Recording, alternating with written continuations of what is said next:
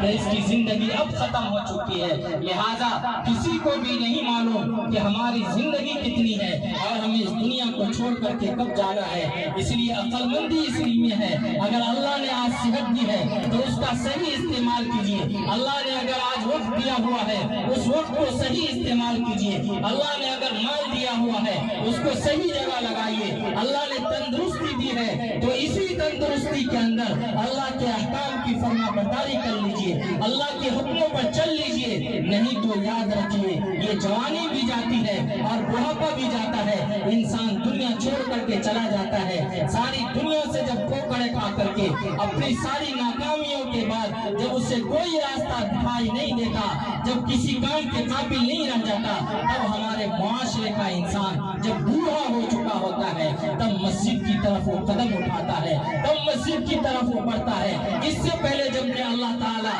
اس کو تندرستی دی رکھی ہوتی ہے،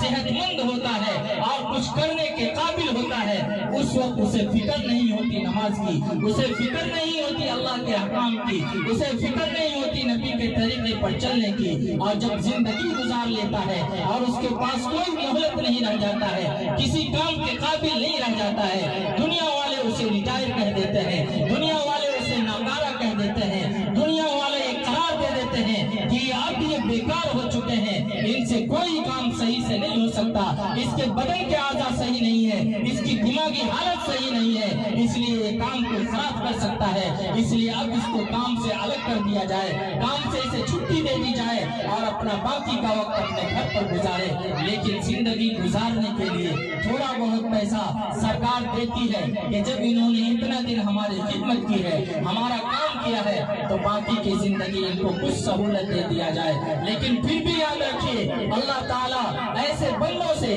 جس کی داڑھی کی بال سفید ہو جائے شرم کرتا ہے اور اللہ تعالیٰ اس سے لاج رکھتا ہے، اللہ تعالیٰ ایسے بندوں کی لاج رکھ لیتا ہے۔ ایسا نہیں ہے کہ اگر بڑھاپے کے اندر بھی کوئی انسان اللہ کے در پر اپنے سر کو جھکاتا ہے تو اللہ اس کی ناقدری کرتے ہیں، بالکل نہیں۔ اللہ تعالیٰ اس انتظار میں رہتے ہیں کہ اگر کوئی میرا نافرمان بنتا ہے تو آج نہ صحیح کل آئے، کل